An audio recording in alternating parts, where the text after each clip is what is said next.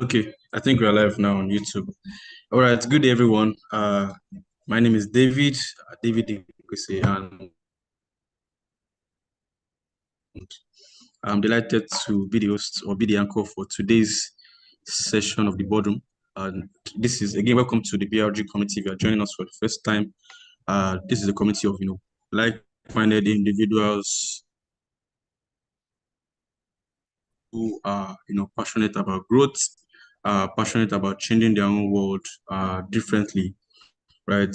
By exploring books that world-leading books, books that change the mindset of a lot of leaders in the in different spaces, and we have a conglomerate of people here on board. So today is the day 5 of the book we are reading, which is the CRUX. And right here on this call, we have Mr. Tony Ayedun, and we have Princess Udwak as well. We have also Lady Umi. And these people are joining us from incredible part of the world, all the way from Dubai, all the way from Canada, and all the way from the UK as well. And they call themselves the International Gangster, right? So this International Gangster are the one taking over. They are the one taking over today's session, and they they are taking it by storm because they were the first set of people to join the call. They were ready. Their cameras are on and they are plugged in already, and they're ready to shake the whole they are ready to shake the whole session, right? With powerful insights from the book. And we are starting with chapter 13 down to 14 down to 15, and we're starting with the chapter 13, which the title is The Challenge of Organization Dysfunction, before we now go over to the next one, which is chapter 14 of the book, which says don't start with the goals, don't start with goals, and the chapter 15, which is don't confuse strategy with management. And we'll see how this goes and how this plays out in this book. So the first person who will be taking off the mic from me this session is no other person than our president of the BRG, which is Mr. Oluwatoyin Ayedun. Over to you, sir. Thank you very much. Thank you so much, David, for that beautiful introduction. I think I'll accept everything you said about us, except for the fact that we're an international, is it gang or what's that? Um, what was that description you gave to us? Because in a world where bombs are dropping on, boats that are perceived to be gang members somewhere off the Pacific or somewhere, I wouldn't love to be called an international gang member, so that I will not offend the Oga at the top, if you understand what I mean. I was just kidding. Anyways, so we are the gang, and we are ready to give you, our presentation. So I'll be starting off with chapter 13 of this book, The CRUX, by the writer Richard P. Rummel, the great strategist when it comes to business. And so, just a minute. I had a bit of a technical issue just now because my slide was done on a particular sort of one platform, one of my favorite platforms. And as I was trying to access it right now, I think there's some kind of downtime on that platform, because all I'm seeing is, oops, you can't do whatever. So I've had to sort of, have a quick, sorry, I'm just trying to bring it up. I've had to sort of have a quick alternative for that, just try and create something off ChatGPT. So you would forgive me. I'm presenting directly from there. That's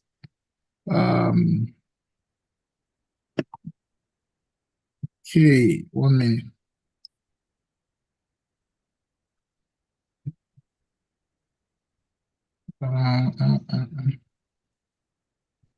Okay, I'll be doing more of the talking than presentation from the slide anyway. So, but let me share my screen so that we can go on. Oh, I don't want this to disorientate me in any way, so I will just do little with the slides. Okay, so quick one. Remember, we're talking about chapter 13, the challenge of organization dysfunction. That's the title for chapter 13, the challenge of organization dysfunction. Often, too many times, people would say that, point in the direction of other, you know, in other areas for the as the problem within an organization when it comes to having issues with running the organization in an efficient manner.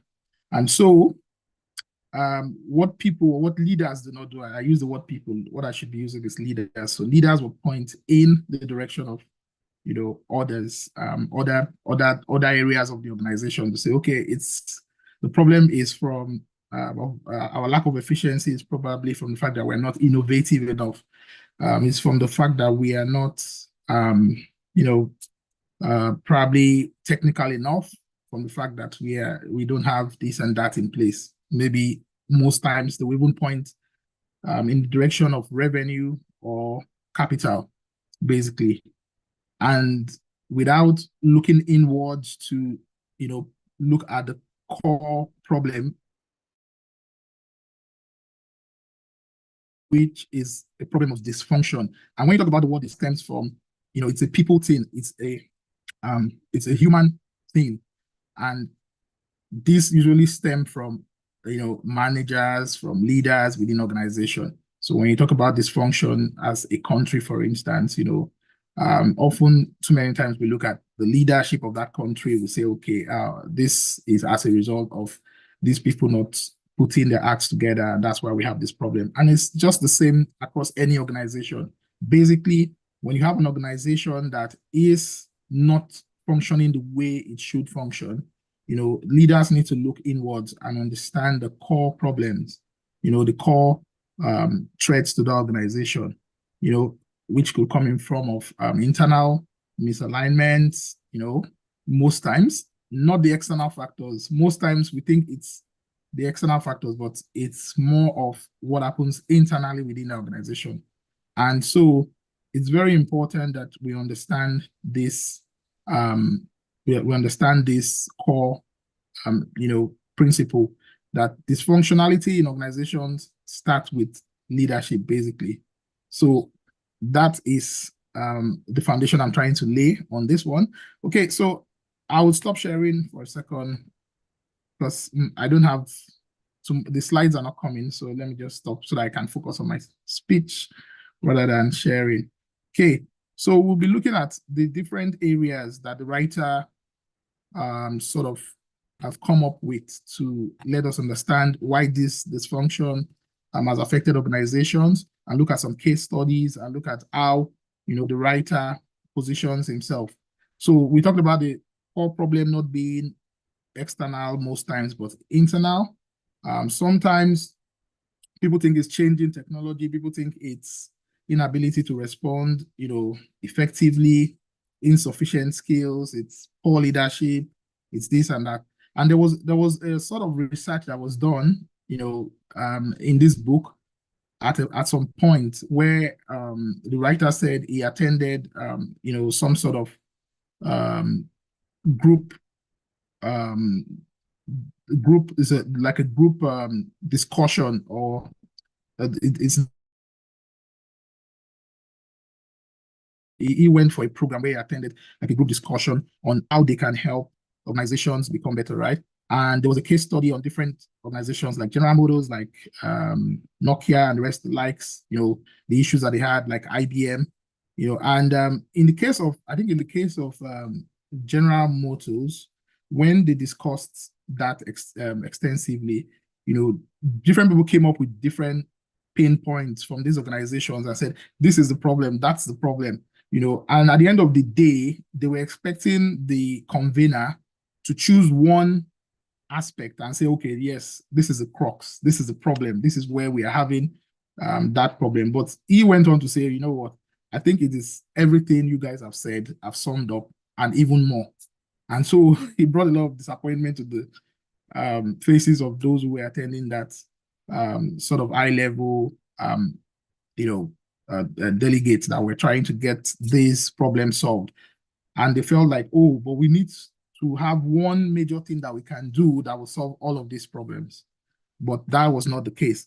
There was no particular or specific, solution to the problem, but rather the organizer was talking about, the convener was talking about, different things that could be done to get it solved or resolved. So when we look at it from the writer's perspective, he has broken this down into some smaller bits, because when we talk about, most times we talk about agile. We talk about an agile organization. We say, oh, we want to run an agile organization. If we take one of the case studies that was done, Nokia themselves, they were very agile. It wasn't a case of agility or whatever, right? When we're talking about agile, we're talking about an iterative approach that emphasizes, flexibility, collaboration, customer-centric type delivery, and all of that. But that was not the case for Nokia. Nokia, in the case of Nokia, was that Nokia misaligned their priorities. They looked at the phone, because they were the first to actually get a smartphone done. They did the Nokia communicator, and they looked at it from the aspect of, okay, let's keep improving on the phone itself, right? Rather than looking at it from a more holistic, look of where the market or where the industry is moving to. The industry was moving towards touch screens. They were focusing on making their phones better in certain ways. And even though they had large teams that worked on many other phone models and whatever, they didn't focus on the one thing that mattered, which was, the smartphone touchscreen type. And basically, we all know the rest is history. Apple and Android kicked them out of the market, even though they had their own equivalent software system, which was equivalent to Android system itself, the Android software, whatever system it's called.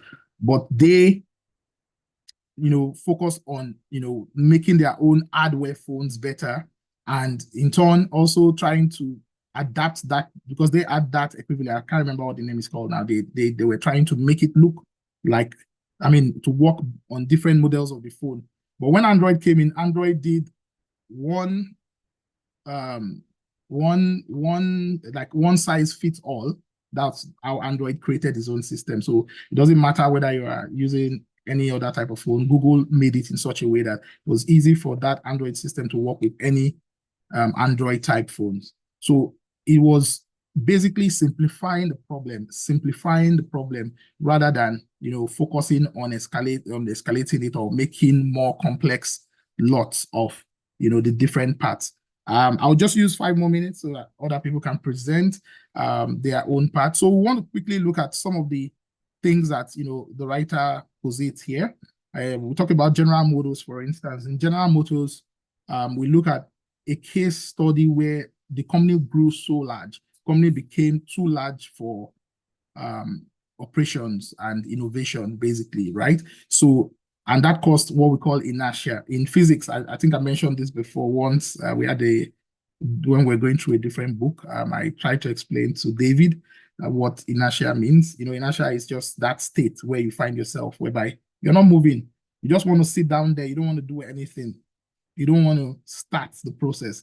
Okay, you've heard that you need to be more innovative. And that happened to Nokia, because Nokia knew that they knew their problem. They knew Apple kept the secret that they were making a touch screen phone for so long, but Nokia was still able to detect. So they got to know. In fact, they said every time in the meetings, their CEO would come and talk about the touch screen, but they did nothing about it. They even set up a separate,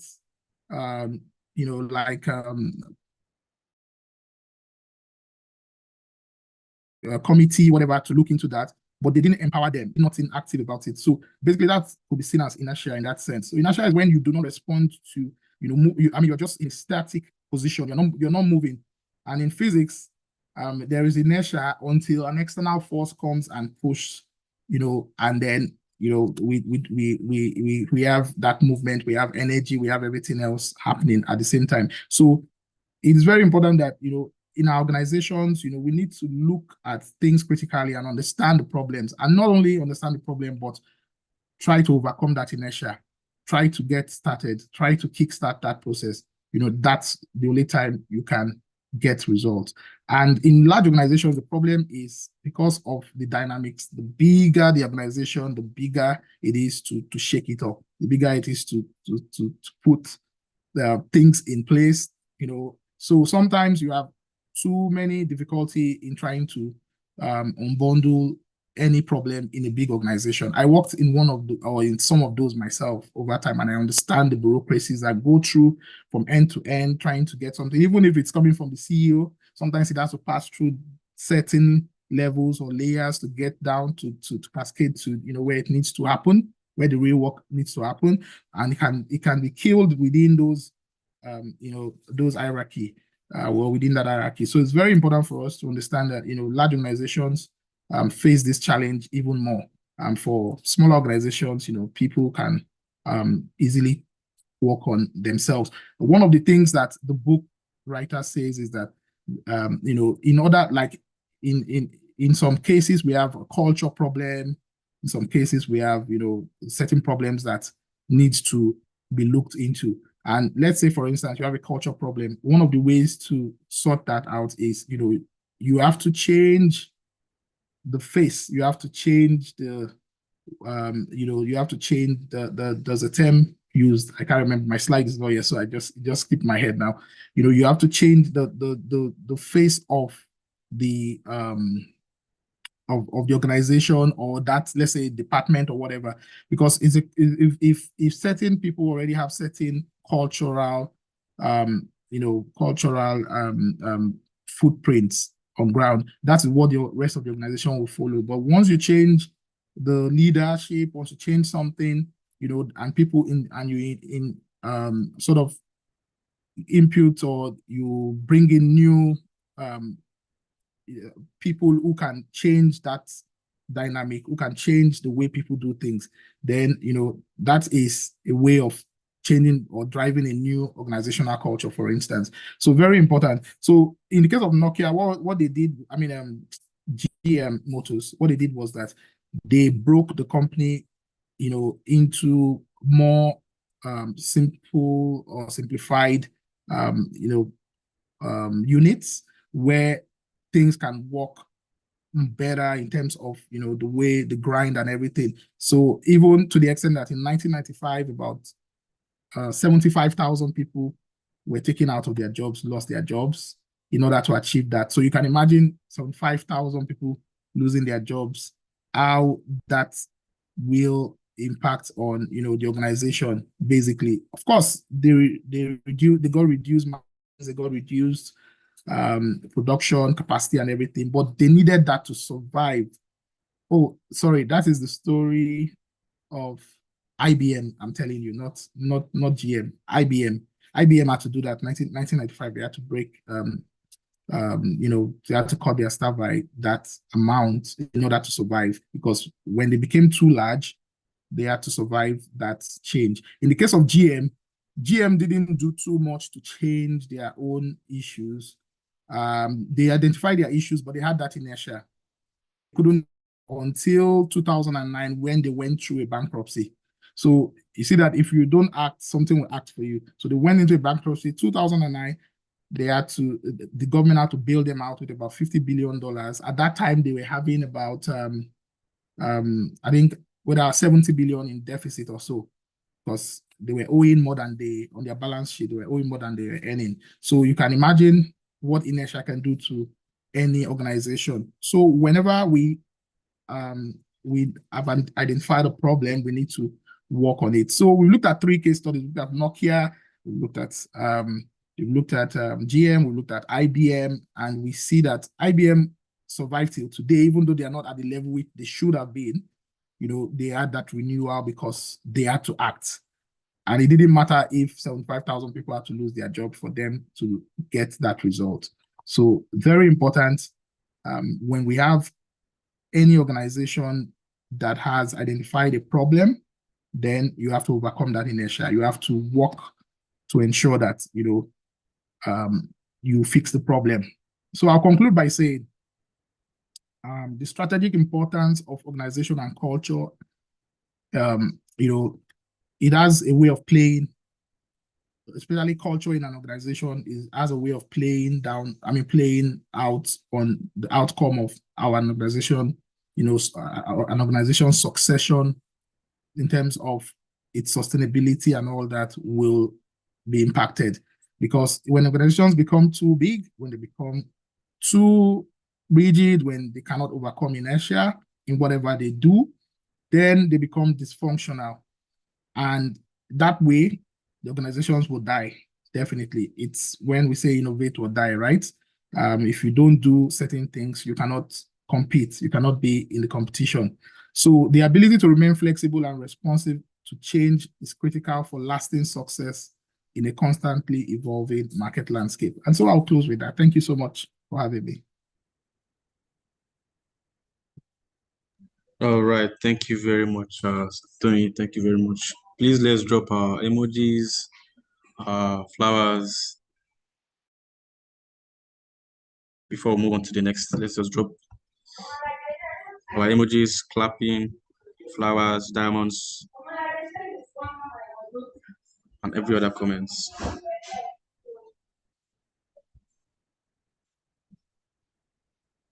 Okay, Mr. Maro says, thank you so much. Thank you so much, Mr. Tony.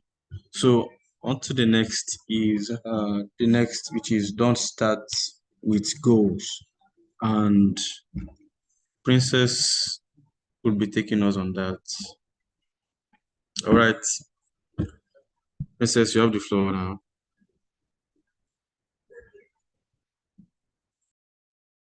Hello, good evening, everyone.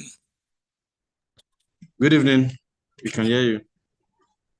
Sorry about the voice. Let me apologize for my voice. It's a little bit husky, though I like it. Yeah, it tends to make me a little bit more calm. Right, so I'm going to share my screen, and Oluwatoyi, thank you very much. Technical related issues are very common with virtual screens.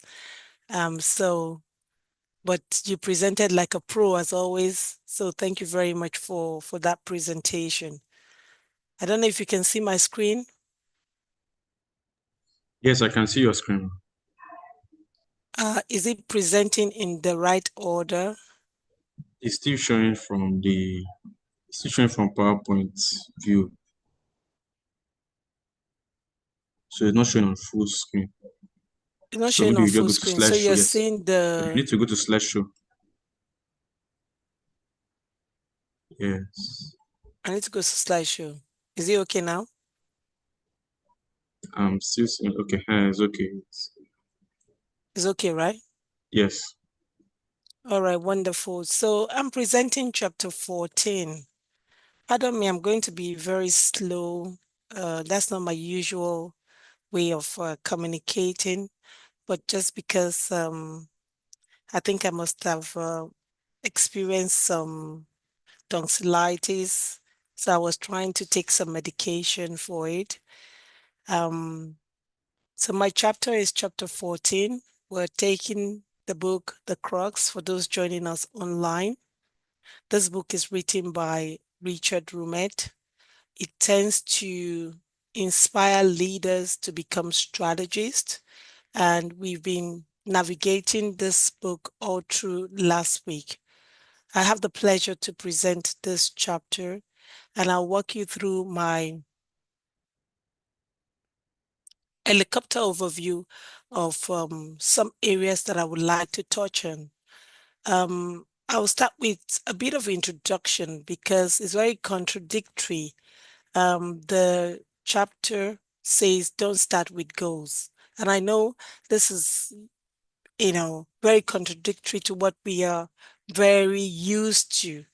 I would like to speak on the case study of Curtis Wright, look at goals at decision, elaborate more on unsupported goals and misapplied goals, which are forms of distraction for many strategists. Looking at chapter 14, this chapter 14 falls under the purview of the part 4 of this book. And the main element or core of this chapter is hinged on bright, shiny distraction. For modern leaders of companies and agencies were tempted by a host of distraction. And I'm not talking about social media, right? A couple of other distractions. In this case, we're looking at strategic distractions. We're told that companies must have a mission, which is right. You really do need a mission and your vision statement to be able to align yourself correctly. And from this, all the decision must flow from your mission statement, right? So that needs to be packed and should be very clear. Like I said, this is a very contradictory topic because majority of the time, and all of us in this room have at one point or the other start planning right out of setting up goals. Now, we may be confused, as have many influential leaders, speakers, strategists with management. The two are related. So strategy and management, they're very related, but we'll come to unpack it in the next chapter.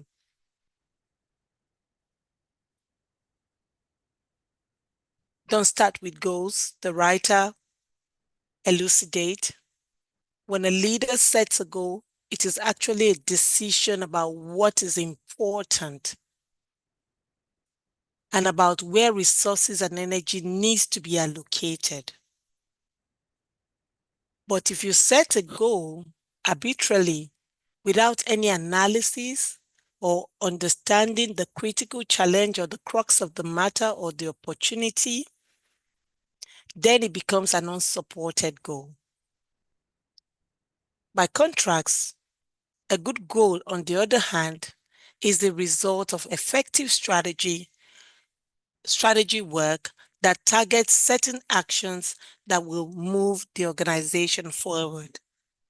So when you set a good goal, you're looking really at the core of managing it effectively so that you can meet up with the opportunities that are available in the market.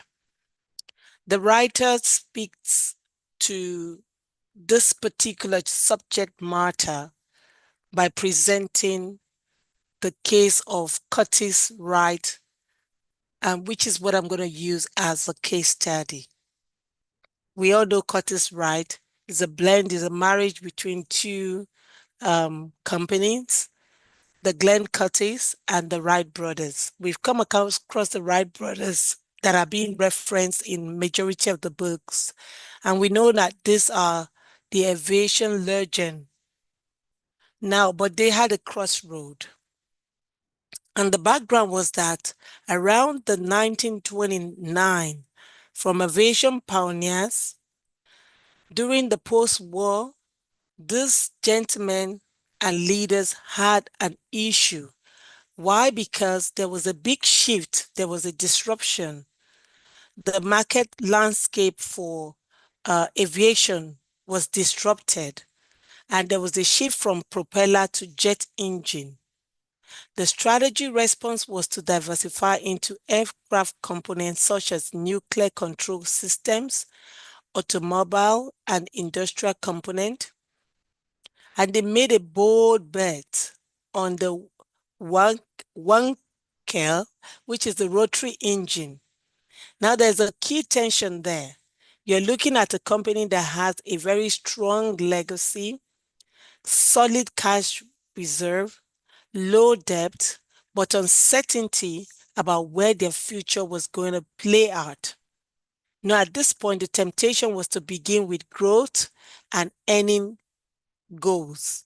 So, just to summarize, we have a disruption and a big shift for this aviation legend. And at every point in time, businesses are expected to go through this kind of disruption. And we've seen one recently, especially during the COVID period. The entire landscape of every industry was disrupted and is still being disrupted even as technology advances. So it's not new. But what did this guy do? So we are looking at a strategic illusion. What looks very attractive was the engine, the smooth, compact, innovative engine design. It was a strong industry enthusiasm, Wall Street optimism, and the stock surged at $60 in 1972. Now, what changed was that there was an oil shock in 1973, another disruption. So fuel efficiency became critical. It tightened US emission regulation, and usually these things impact on policy. The GM exited the 1K program, no new major automobile contract, and the crux was the failure was not lack of ambition. So it was different. So there was really a misdiagnosis of the external forces. Energy economics, regulation, industry adoption risks. So there was quite a lot. But if we look at starting with the goals, you grow earnings and be a major auto engine supplier, blinded the leadership to the reality of the situation. So this was the case study that was presented in this book and was titled The Curtiss-Wright Case Study. Now, the key takeaway and strategic lessons from Rumet's core perspective was that effective strategy requires a diagnosis before goals are set. So you need to understand, first, the structural industry shift that I mentioned, the regulatory constraints, the technology, which impacted the market shift. And what Curtiss-Wright did right was that they maintained financial discipline. They preserved core defense and nuclear businesses, even though they wanted to diversify. They re-anchor in areas of real competitive strength, which is the aviation industry, but they still, at the end, diversify. So let's look at the goals, the statement that was made here that goals are decision. And truly, goals are your decision. You make a decision. A goal, a decision is set based on the understanding of the forces at work in central challenge being faced. So if you're facing a challenge, before you can pick up your pen and your paper to write out your goals, you need to understand the crux. And that should be the guide for you to set goals. But if the goal is simply a proclamation like we do at the end of the year, beginning of the new year, it is absent of a diagnosis. It is absence of the crux, the challenges, then it's not going to work. A good goal or a good objective flows out of a process of problem solving. What problem do I have to solve? What are my challenges? What is the crux? Where do we go from here? And you must diagnose it clearly. And diagnosing it clearly, you begin to set a goal and you ensure that those goals are smart. They are specific, they are measurable, they are achievable, they are realistic, and they're time bound. What is not measured cannot be managed. The writer stipulated that their goals that we might see as unsupported goals. So our goals are all good, but sometimes they are unsupported, sometimes they are misapplied. Our goals are good, and there's nothing wrong with it, but they must be done with a set of framework in mind. In this case, for this chapter, he mentioned arbitrary, unsupported goals. Bad strategic goals come in two eye-catching and distracting colors. And that's where the shiny distraction comes up. And this is why he referred to that part 5 as the shining distraction for strategists. So the first is an unsupported goal set without any analysis or even recognition of the underlying problem. And an example was given in the book of the IBM CEO, John Anker, in 1985, which was aimed to grow revenue from $46 billion to $180 billion without addressing the decline of mainframes. And I see that a lot. In strategy, we put, we're growing 10x, 20x, and we've not analyzed even the crux of the matter, or we are not even bothered at addressing the actual problem. The result of this particular example that was mentioned was investment in staff and near collapse of a core business. The aspiration and slogan, goals are framed as ambition rather than strategy, giving a false sense of direction. Now, the key lesson here is that arbitrary growth goals do not motivate achievement. They motivate cynicism, fabrication, and short-termism.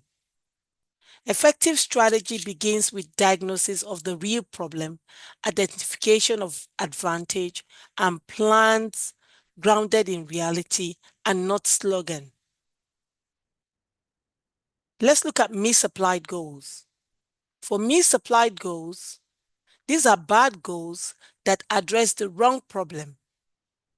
So sometimes we set goals, okay, I'm going to get my doctorate, yeah, because I want to be stylish in 2027. That's addressing, the goal is good, but you're addressing the wrong problem entirely. So you need to learn how to diagnose the problem, create a problem statement, and then go to set the goals. So it's not as if we should not set goals, but set goals with the mindset that you are targeting the actual issue at hand. And there was an example that was given in the book, which I'm not going to go into for lack of time, which was the efficiency goal at the Dean's Food. Very interesting one. And I refer to you to look into it. So what are my key takeaways? And if you don't remember anything whatsoever in this chapter, remember that goals are not strategy. Goals express desire, and strategy addresses the problem. 3, only after identifying the problem should goals be set. And if we have to go back to the case study for Curtis Wright, they survived not by chasing goals, but by confronting reality. So you must speak to the reality of the problem. What do I want to do with this particular issue that I have at hand? Which direction should I go with this particular issue? And that's when you begin to chart the right course for proper goal setting. On that premise, I'd like to say a very big thank you. You can visit me on my website. For lack of time, I'm going to hand over the baton to the next presenter, Lady Umi in the UK, to take over the next chapter, which is chapter 15. David, over to you. Thank you very much. Awesome, awesome. Power packed. Now, it is without doubt that, this team came ready. Even though Mr. Tony had, technical issues, he was still able to, finish right on time and also, give details into inside of the chapter. And, this is a field of, and this, I mean, anytime I hear strategy in terms of business, it's always Princess also that also comes to mind. So I knew that this chapter she would dissect it regardless, and she did perfect justice to it. Let's give her a round of applause. Let's give her flowers. Let's give her emojis, the loves, and every other thing right in the comments. So quick one, because we are also moving fast to 7 o'clock. I will just give it to Umi. Umi, you won't be angry. I'll set a timer for you. But again, right, you have the floor right away. And I mean, Umi is joining us all the way from the UK. She would be taking chapter 15, which is Don't Confuse Strategy with Management. Thank you, Umi. You have the floor now.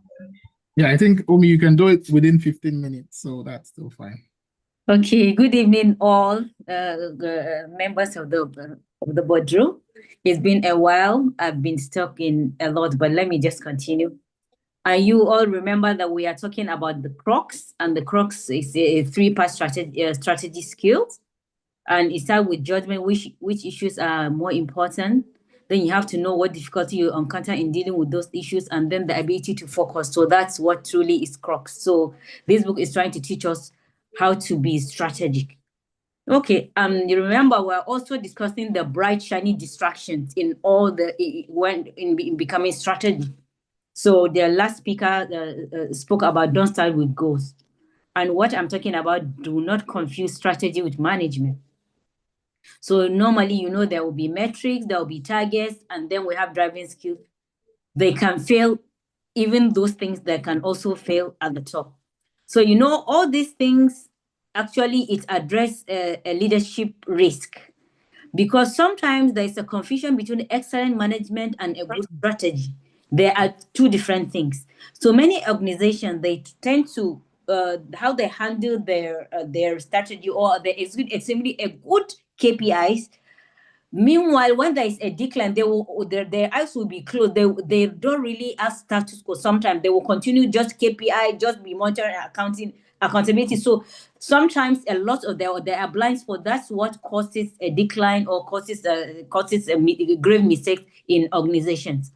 So the issue is not in effort or in discipline in execution of strategy, rather, but in direction. So strategy and management, they are just complementary, but really they are not the same. They can be interchangeable sometimes. So the key idea here is that a collection of metrics is not a strategy. It's just the way to measure. It's not a strategy at all. So you can see management focuses how well are we doing, where are we, what are we online or not. What strategy focusing on whether what we are doing makes sense, even though we're in lab, but does it make sense? Is that truly what is the most important? So that is why metrics assume goals are correct. That is, and then also strategy questions whether these goals are they relevant, or have we considered this strategy relevant to the external factors, like external forces like markets, technology, regulation, competition, and geopolitics, the impact. So you can have good strategy, you can have all this, but if you don't have the status quo, if you don't review with external things, definitely you might fail. So why this matters, why don't not confident strategy management matters, is because leadership, they are the ones that really charter the ground for strategy, but not the results. Sometimes you can have the excellent strategy, the KPIs and all that, but still the result will end up being zero. So at executive and the board level, the failure mode could be really strategy. It could be as a result of maybe poor execution, and also sometimes it could be if they persist in using outdated assumptions, that's truly, it will affect it. Then when you over-reliance on the KPIs of dashboard, because I remember there are meetings when we are doing dashboard everyday KPIs, but it's later on that our management started asking what's going on. This scoreboard is too much when you had a change in management. And also sometimes we can mistaken when we are too busy, extremely busy, that we are doing well. Meanwhile, that's not all. That's not the case. So really, the senior leadership they should be asking, are we solving the right problem? Are we going at the right direction? That is what really help us in our business. So for example, the McNamara case in 1960, remember, there was a management strategic failure. What happened? The McNamara believed that the management techniques always work. It can manage every single thing. Because the objectives were broken down into measurable parts. There was accountability, and the progress was being tracked efficiently. But in Vietnam, this translated metrics was based as enemy or the body count of enemy. So which and also they also made it to be a close proxy to measure success. But the management system worked, but the strategy failed them. So what went wrong was that there was efficient strategy and the metric and the measuring. However, the outcome was completely wrong. So in the United States, it affected the United States, the political support, the strategy, and also, so what happened was the key assumptions were not debated. There were no questions in the key assumption. And also the nature of the conflict was also misunderstood, really. So they did look at the other external factors in regard to all these their assumptions, and also the measurement. Those metrics, they replace their thinking. So that is what's really what affected. So the McNamara later admitted that he failed in a fundamental strategy debate. That is why he failed. So that is why management will really need to focus on asking the status quo: are we truly doing what is the impact of what we are doing with regards to other external factors, not just our assumption. So management and strategy are different. The way they work is entirely different. So what strategy does, it diagnose the challenge and also explain the forces at play. And also it can show us a coherent approach on really how to go about it. But what management does, management delivers the performance against the agreed objective that was set earlier from the diagnosis, and also it measures and also it confront. So that is why confusing these two really will lead to a low quality in decision making. So the next thing was there is danger in when there is executive shortcut, and this executive shortcut really it's when the strategy is driving the result. So this reverses the logic. So strategy define which results really matter, what we want to achieve, why they matter, how will they impact our company, and where efforts should be concentrated. So driving results without strategy is just your acceleration, but you don't have any navigation, no compass. So then also why KPIs and scorecards exist in management system, they exist to keep us stable, to know how we are operationally, to also improve our efficiency, to align the teams, and also for accountability. So that is why once direction is clear, that is excellent. We can follow it if it is clear. Then there could be ineffective when direction itself is the problem. So really we need to keep reviewing and seeing what we are doing, what is the impact of what we are doing, even if we are on the right track. So we need balanced scorecard. What a balanced scorecard really is, the engine of strategy. So the balanced scorecard, it will improve our performance. It will also broaden our focus. We won't be under the KPIs. We won't be fixed on the KPIs on our metrics. However, but the balanced scorecard also, it can translate the strategy. It doesn't create it. It only translates it. It helps you. So that's why you need to keep creating based on what's going on, based on what you are performing, what's happening externally, what other thing you think out of the box. Then it's also, you can assume business model is sound. That is a balanced scorecard. So the underlying business logic, when underlying business logic is broken, the scorecard will only help you to see where the failure is coming and take care of the failure efficiently. Then there was also case study of the Delta. It is a well-run company that went into trouble.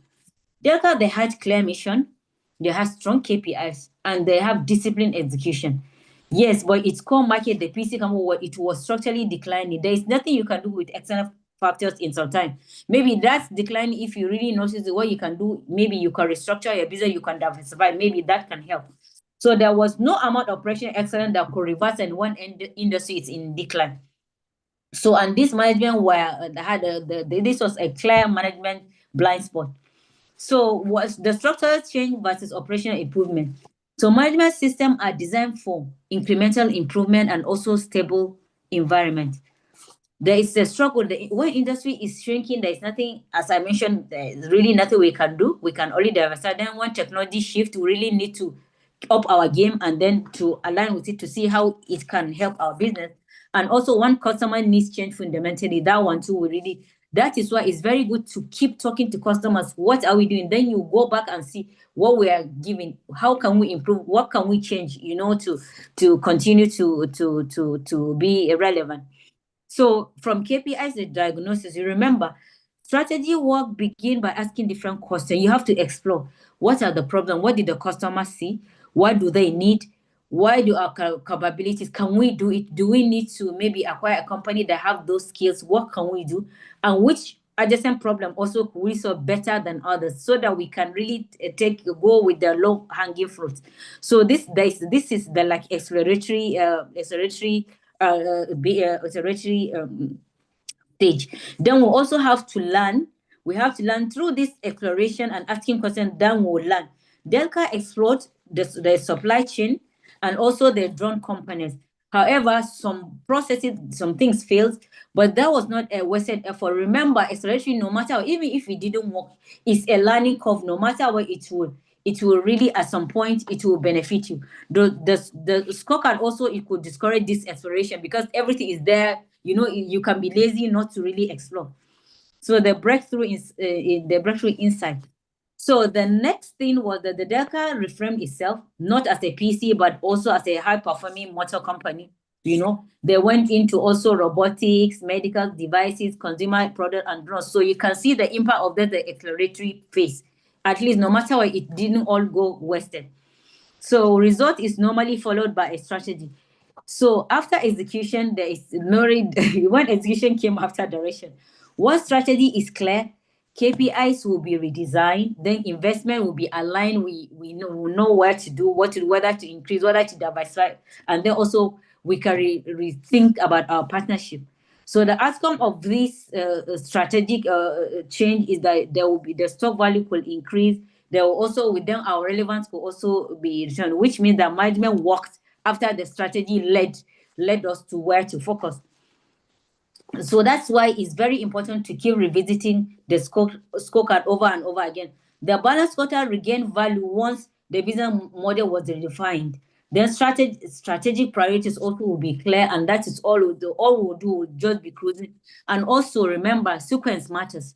First of all, you have to diagnose your challenge, then choose the approach to follow. Then you have to define your objectives, and then you keep measuring and executing. And also then you start all over again, you continue. But if you sit down with one scorecard, with one matrix, the result, you really see the result. So also leaders must keep asking questions regularly. KPIs measuring are still relevant, or are they measuring what is important and relevant, or is just an activity to keep us busy? What assumption are we questioning, or have we been using what we have been using for many years? Even though there is technological update, there is so many consumer changes, but you understand. Then, if we execute it perfectly, will we still win, or is just that we really need to do an overhaul of our whole business? So that is management needs to continue to be asking whatever we are doing. And also there are some warning signs at the board level, at the top management. The red flags could be one. Always in a meeting is about the KPIs and dashboard. In fact, and then there will be a lot of debates. All these are really red flags. Or when success is defined purely on internal metrics, you don't look at what is external. So this is not a good sign. So my final message, because David is timing me, I hope I still have time, is just that you need both management and strategy, not just one, but both. So management will keep the organization running and successful, while the strategy ensures that it is running at the right direction, not the opposite direction. So when facing disruption, structural decline, and major uncertainty, we need to pause.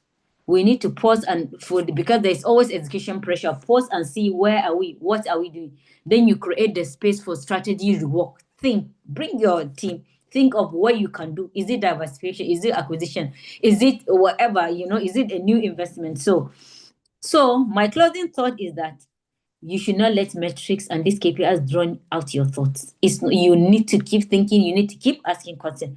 Metrics truly are very powerful, but they are dangerous if you just rely only on them.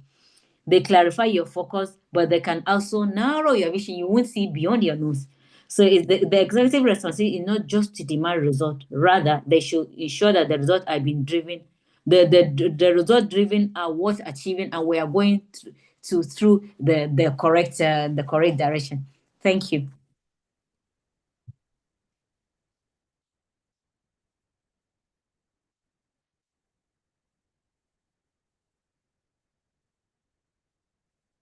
Where is David? David, are you still there? David was thrown out of the room, man.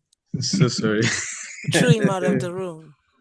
Oh boy. Awesome. And Umi still has like 2 minutes left. So wow. Wow. Umi bangs was- through. She bangs through our presentation in such a wonderful way. You know, she's got That that was talent. fast. That was fast. I mean, a lot of insight was shared. I was even jotting out, and I was hearing balance scorecard, and how she emphasized on how strategy actually makes the way and gives clarity to decisions. It's the one that even brings about the issue of how there's also an importance of KPIs and all those things, right? So that people are not just doing things rationally. Everybody's having an understanding and everybody's working efficiently and all those things, right? So though at this point here, we'd like to get everyone's suggestions, feedback. But by the way, I mean generally, what do we think about this? Sorry, David. I think there's a question in the message Okay. by Maro.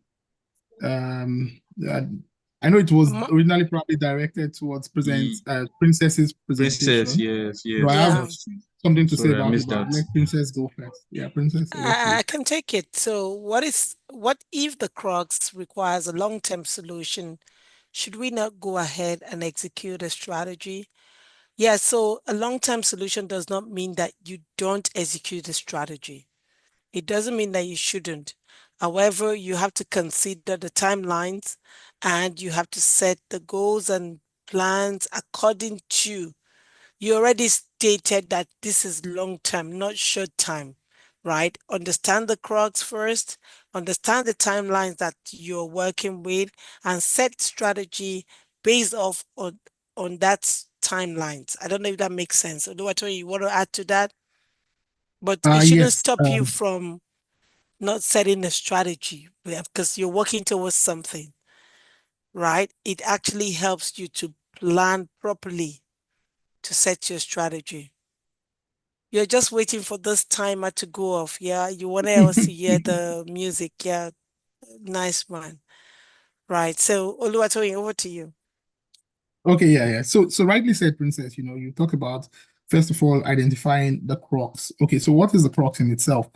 The CRUX is defined as that single pivotal challenge that if unlocks your strategic objectives and makes everything else easier. So you're looking at that one thing that you can tweak, that you can make better within your organization, within your business, that makes everything else just aligns, right? And sometimes the CRUX might not be one thing. That's the truth we have to tell ourselves, right? It might be multiple things. You might have to fix one thing before another and before another in order to get to that solution or to get to that result based approach, But very important is that, okay, there's one thing we need to do. And the question by Maro is that, okay, what if it's a long-term thing? What if, so do we now say, okay, we cannot create a strategy for the problem? So just like Princess rightly said, it has to be based on, I mean, you have to look at your timeline and then you have to allocate resources, you have to allocate things in a way that, okay, what can we solve now? What problem do we have that can kill us, for instance, as a business? That's the most important one you get to prioritize, right? And there's something such as incremental strategy.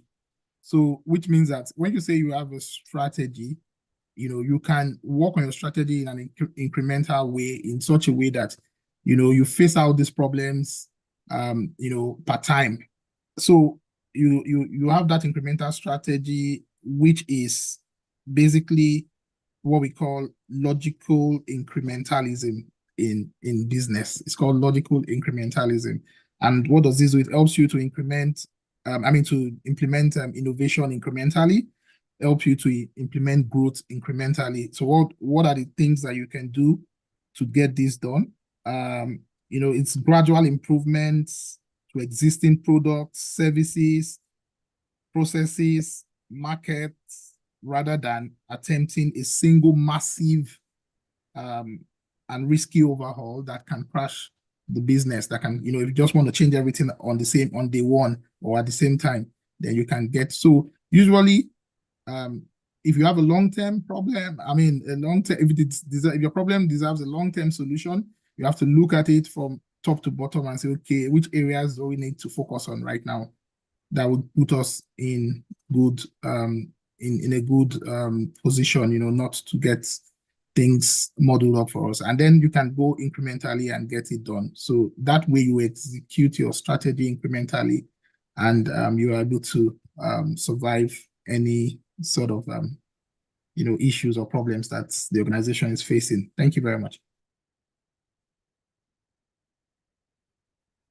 Very well said, Oluwatoyin.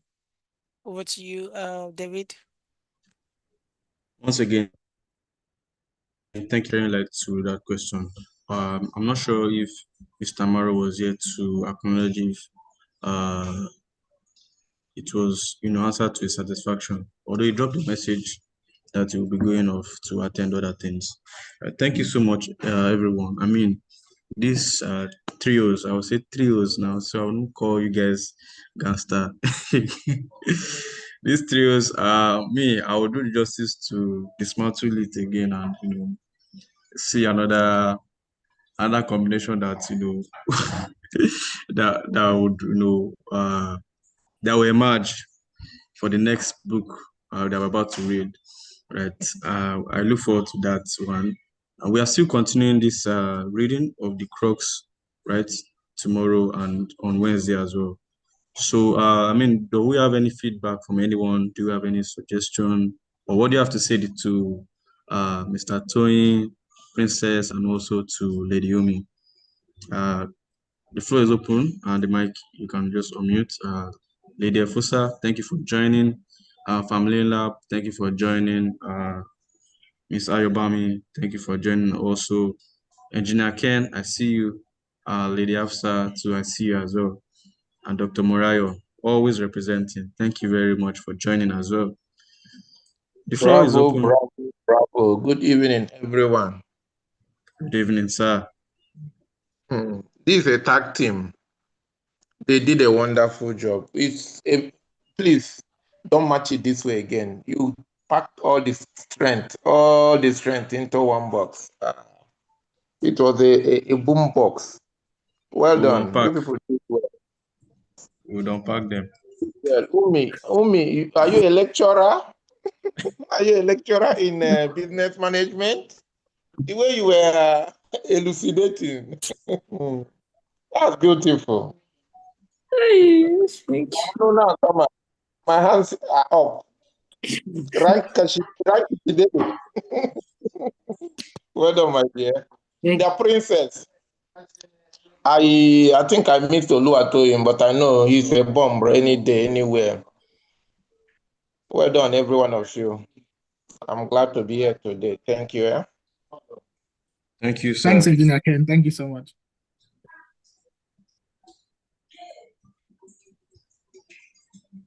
Yes, good evening, everybody. Good evening, ma'am. Good evening. My name is Obosari. I want to take you from what Engineer Ken said. This is also a powerful team, coming from the president to our IPP, our immediate past president, to Umi. They were the bomb. And one thing, I was driving when I was listening to our president, delivering it like a pro, as he is. and as it should be. Then what came to my mind when he was delivering it is a book that we read, I think Traction, where you get to the ceiling. And he also mentioned KOS. Let's give credit to KOS for that word. He said you innovate or you die. And he says when you get to the ceiling and the strategy becomes numb, you understand, you don't have any other strategy, you just begin to calm down and you begin to drop in like your market strategy, you begin to drop in your profit margin, and that's where you begin to look at, okay, how do I meet up with my expenses? And that's where you begin to also see where you begin to drop your staff and all of that. For me, dropping the staff is not even enough. If we want to look at that traction, is getting in your strategy, getting your strategy through people that can actually help you with the strategies. I think that's the only way I can put it. That's having your staff, having staff that is worthy to give you these strategies to actually make you also now come up, bringing innovations, and also now now coming up with your profit. I think that's what I could actually get from that's what came to my mind when our president was talking. And our immediate past president, as we call it in Toastmasters, we call them IPP. She was awesome and talked about not your goals not being your main reason. And what also came to mind is your reason why. That's reason why you start anything. The book that starts with your why. Yeah, that's the book. Starts with your why. And actually talked about, because the goals, like she rightly said, if the goals are not properly put, if they're not strategically put, for me, you look at the people you want to, from the book, the little I could get from the book, the people you want to attend to, the strategy and all of that. The goal for me is not enough. It's not enough, yes. So I agree with the book. So you also now have to go with your why should also make a statement in your business. And Umi, our time management was the one that got me. It was superb, because that is what I've been fighting. I've been struggling with time management. So what really came to me is it was good you timed her and she beat you to it, up to the point that you were even thrown out. You could not even time her any longer. And that's my submission. I am Ovosa Eriwote. Thank you very much. Nice one. Nice one. Oh boy. Umi actually threw me out. She threw me out. I can't lie. I mean, very, very, very insightful conversations here. Okay, Ayobami, you can go ahead, please. Okay, good evening, everyone. That was actually a wonderful presentations from you all. And in my mind, I'm just thinking that shouldn't we just, round up? Because somebody like me, I don't know what I'm going to say again to you people. Is that, Yoruba people, when we don't have a word for something, we just give it a name based on the sound. Like my heart is doing beep, beep, beep. So I don't know what I'm going to say tomorrow, but God is my help. Thank you very much.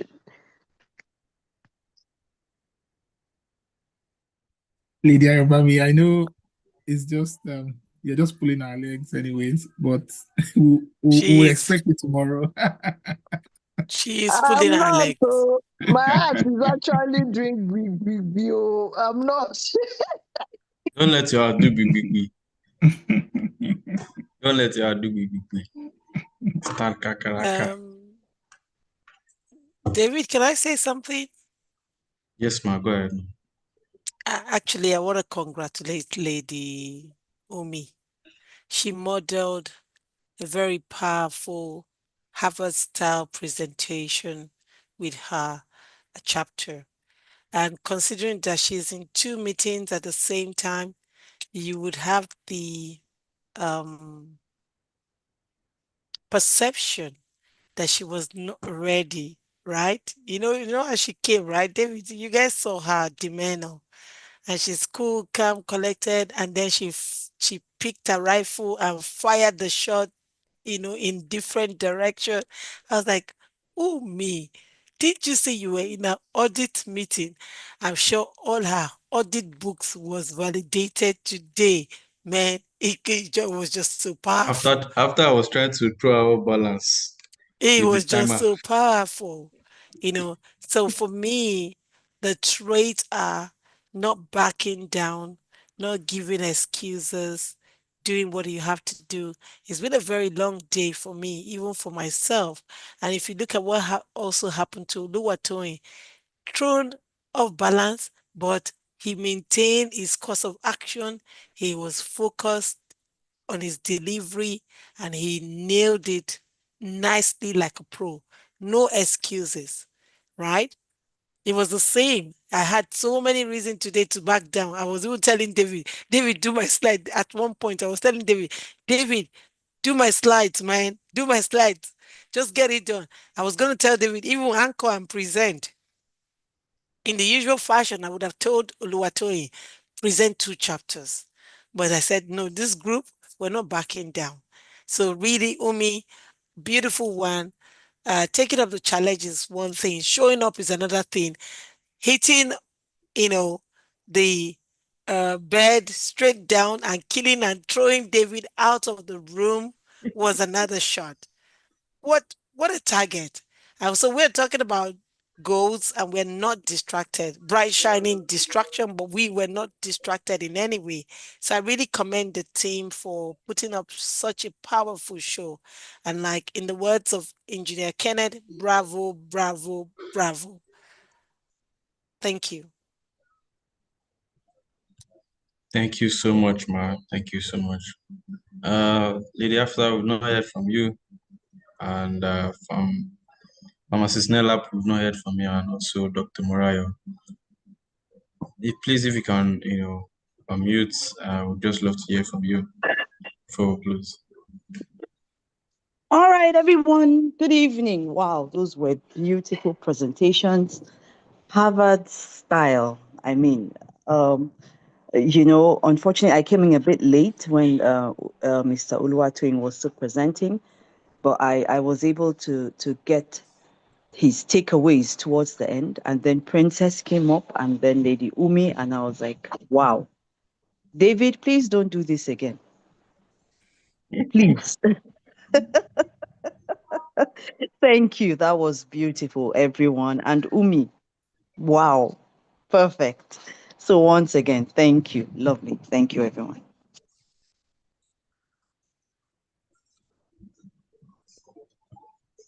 Okay. Dr. Morayo, are you available to talk? Thank you, everyone.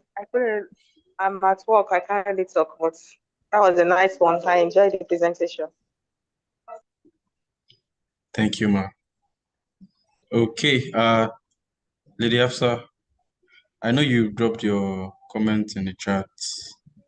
Yes, I have. The reason why I don't want to talk, my kids are just all over me. They are part of us. That's why, and I'm finding it difficult to control them. Even though I say shoes, you can hear one now. You mean I don't even know what she's singing. Anyways, I have my own comment because I remember the presentation I made. Good evening, everyone. Sorry, I've not even made my greetings. Princess to Princess, Lady Umi, and our able president. It was an awesome presentation, honestly. I actually joined late, but I was able to pick up with their conversation. So generally, kudos to you all. You did a great job.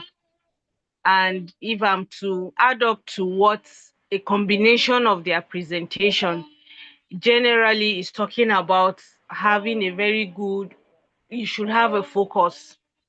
Whatever you are set to do, make sure you focus on it. Don't get distracted, because they said focus on one thing until you are successful. That's it. Because sometimes we can start up a project, and on the long run you abandon it. And that's why what this book is trying to identify is that before you start anything, you need to think, just like the presenters mentioned. You have to think, make sure you are solving a particular problem. Don't choke up, don't generalize the whole project or whatever you are trying to set up. Pick one, start with it until you are successful. But then, even though you are starting, if at the long run you are not achieving the desired goal, just like Princess mentioned, you should have a goal. And goals are decisions. Very important is what we decide that we will put it as our goals. And I remembered in one of the books we read, I made a presentation. The writer, that author, mentioned that before you innovate, he taught us about innovation. There is this seven principles: the engineering question, the timing question, the secret question. All these things are a combination of this presentation they made. You need to identify, know what the problem is, the crux. Then that way you can just hit up. Wishing us the very best. Thank you very much. Thank you so much. Thank you so much. You seems to start, unpacking the whole chapter again. But again, thank you so much for sharing that. I really appreciate. I think we are good already on that, and we've taken everyone's feedback, suggestions, and every other comment as well. So at this point, we close the curtain for today's session, and tomorrow we'll be having Lady Ayobami, and so from tomorrow we'll be having okay, let me just look at it. Samira, Mr. Maro, and also Lady Ayobami will be taking chapter 16, 17, and also 18. So we look forward to that presentation tomorrow, right? And at this point, we close the curtain and say good night, good evening, good afternoon. Thank you all for joining us again. Bye. Yeah, thank you, David. Thank you, everyone. Thank you, David. Thank you so much for facilitating. That was so Thank nice. you. Thank you, everyone. Good night. Thank you. Good night, Umi. Thank you. Canada, good night. All right. Oh, good Good night, Omi. afternoon Good Good night, now. afternoon, everyone. Good afternoon. Everyone. Good night, everyone. See you tomorrow.